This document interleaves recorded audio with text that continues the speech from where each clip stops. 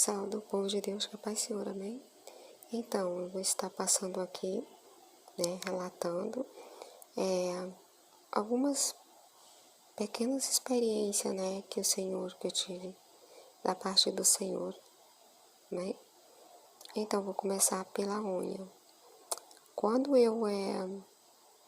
antes mesmo de eu vir para Jesus, de eu tomar, assim, posição com o Senhor, eu era de uma porta larga. Eu era de uma igreja sem doutrina. Mas, então, para mim, era tudo que eu fazia de vaidade, que as mulheres fazem, era normal, Apesar que eu não tinha muita vaidade, assim. A minha vaidade era cabelo, unha, cabelo e unha, só com cabelo e com a unha. Eu não era muito, assim, muito vaidosa, mas ao mesmo tempo eu tinha, assim, algumas vaidades. Assim, que no meu ponto de vista, na época era básica, era normal, mas nada fora do normal, Que, se bem que eu conheço pessoas de bem mais vaidade, mas bem mais vaidosa, mas é aquela coisa, vaidade é vaidade, tudo é vaidade. Então não tem essa coisa de vaidadezinha, pouca ou de muita, não. Para Deus não existe pecadinho nem pecadão, tudo é pecado, Então, a mesma vaidade de um cabelo é a vaidade, qualquer outro tipo de vaidade para Deus dá no mesmo, é tudo pecado. Enfim, mas como eu estava na porta larga, eu então achava normal pintar a unha, E nunca imaginei que fosse errado. Porque assim, eu aprendi que podia, que não tinha nada a ver isso. Que eu aceitei Jesus, já estava tudo certo. Então, nunca me passou pela cabeça que pintar a unha fosse pecado.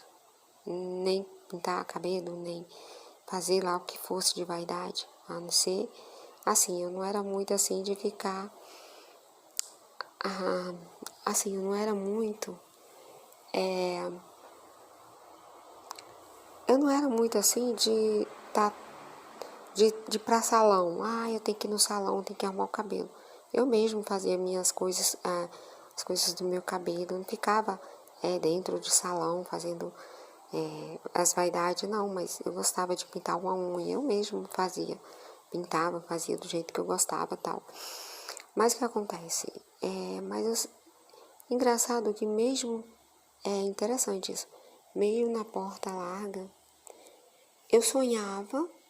Esse sonho repetiu-se várias vezes, Tô falando várias vezes para resumir, para não ficar uma coisa muito comprida. Então, eu sempre tinha os mesmos sonhos. Várias vezes o Senhor se revelava para mim. Embora eu nunca tinha escutado nenhuma experiência, o Senhor quis passar essa experiência diretamente para mim. Eu sonhava sempre que eu estava num lugar alto. Tinha várias pessoas. E Jesus estava voltando. E eu sabia que não tinha tempo de nada mais. Quem tivesse preparado, estava. Quem não tivesse preparado, misericórdia. E eu só sei que eu não lembro das caras das pessoas, dos rostos de ninguém. Eu só sei que a única coisa que eu sei, nitidamente, que eu olhava para minhas unhas e eu falava, nossa, eu não posso. Jesus vai vir, eu vou ficar, porque... se eu não tirar esse esmalte, não tem muito tempo. Eu ficava procurando acetona e algodão, só que neste lugar não tinha, nem acetona nem algodão. Era um lugar tipo um campo. Não tinha como eu procurar essas coisas para tirar a unha, mas eu ficava num desespero tão grande para tirar a pintura da unha, os esmaltes, que eu ficava procurando mesmo sabendo que não tinha. E eu tentava tirar com a mão, eu tentava assim, puxar nossa, e tava duro, não saía de jeito maneira. Aí despertava. E, nossa, era um alívio. Porque eu pensava, nossa, ainda bem que isso foi um sonho, que sonho. E eu ficava, nossa, que sonho. E ficava um pouco preocupada, mas daqui a pouco aquela coisa sumia da minha mente, esqueci o sonho. E essa mesma, eu digo agora que revelação do Senhor em sonho, sempre o Senhor, o mesmo sonho, a mesma revelação. Até um determinado, passou um tempo, eu fui fazer uma viagem e nesse ônibus tinha uma jovem. Ela era tipo hoje eu sei que ela era uma crente de doutrina. Só que na época eu achava ela diferente, mas não entendia. Achava que é porque ela queria ser daquele jeito. Mas eu vi ela comentando, né, com algumas pessoas. Eu sou da igreja. Não sei se alguém tinha perguntado para ela. Quando a gente desce assim, né, para lanchar, porque essa viagem minha foi longa.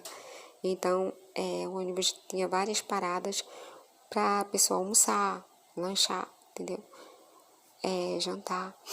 Então, eu vi uma pessoa, eu acho que alguém perguntou alguma coisa para ela ou ela estava pregando mesmo. E ela falava que não pintava a unha, que era pecado, que Deus não se agrada, que a pintura não é... Eu sei que ela estava falando que era pecado pintar a unha. Eu escutei meio que assim e ela falou, não pinta unha, é pecado, a gente que é cristã não pode fazer isso, é vaidade, ficar falando umas coisas. Então, agora eu tenho certeza que ela era assim, da doutrina, de uma igreja de doutrina. E eu sei que aquilo que ela falou entrou na minha mente, mas encaixou tanto dentro da minha mente que eu falei, eu não vou mais pintar minha unha. Era como se precisava, sabe, que o Senhor se revelou para mim, mas o Senhor já tinha marcado aquela viagem, eu escutar aquela moça falar isso, para o Senhor trabalhar, fazer a obra de vez na minha vida. E, enfim, para resumir, foi a gota d'água, eu não pintei mais minha unha depois disso. Foi a primeira libertação que o Senhor fez na minha vida. Depois eu escutei, sim, testemunho de servas do Senhor que tiveram, né, experiência com unha e hoje em dia a gente sabe que não pode mesmo. Mas o interessante é que quando o Senhor falava comigo em sonho, eu nunca tinha escutado nenhum testemunho, nenhuma experiência, eu nem escutava assim, não via YouTube com relatos de experiência, né, sobre vaidade, nunca, nem sequer passava pela minha mente, isso nunca tinha nem sequer escutado. Então, foi o próprio Deus se revelando para mim, amém? Então, foi uma das primeiras experiências. E uma outra experiência, eu estava na igreja, mas, assim, aquela coisa, né? Umas pessoas falavam que podia e outras que não. E na dúvida, eu falei, Senhor, se realmente é pecado, né? Usar saia rachada. E tinha pessoas que falavam que não podia usar saia longa também. E eu perguntei para o Senhor, se não podia usar saia longa, porque e rachada. E eu orando, só que sempre eu perguntava essas coisas para o Senhor, em espírito, né? Eu nunca assim orava alto.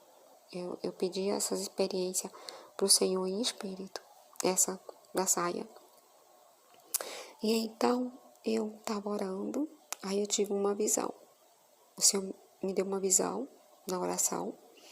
Eu entrava num quarto, era um quarto assim, não era claro nem escuro esse quarto. E eu sei que eu conseguia avistar várias saias. E eu, aparentemente, eu falava, nossa, essas saias são compostas. Eu vou pegar uma, eu dizia na visão dessa forma. Eu vou pegar uma dessas saias para mim. E vou levar para mim. E quando eu pegava, eu puxava assim, levantava a saia para ver se estava inteira, se não estava rasgada, tipo. Aí elas eram rachadas.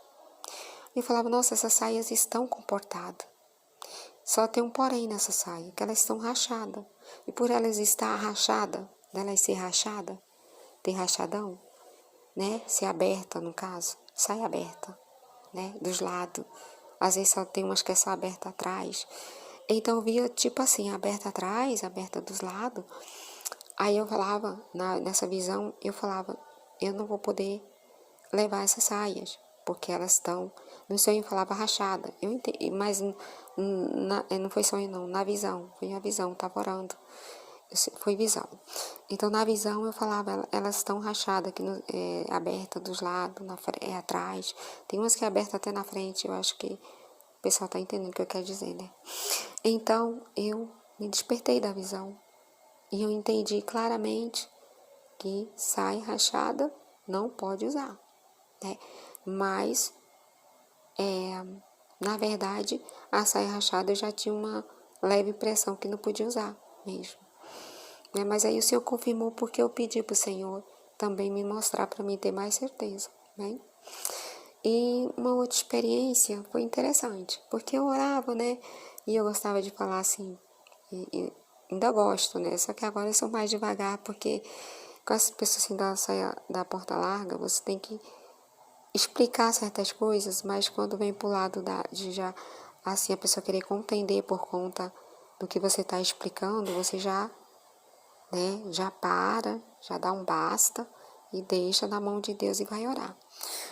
Então, eu falava para algumas pessoas, né, que não podia fazer essas práticas, que eu não fazia não, porque Deus não se agrada, que não, essas coisas não é de Deus, não se agrada a vaidade. Então, mas assim, para essas pessoas que eu falei, elas não acreditaram, falaram que eu não estava, eu estava muito fanática, que queria ser santa demais, que eu estava levando as coisas por um lado muito, como é que eu posso dizer, um lado, sabe, extremo da coisa.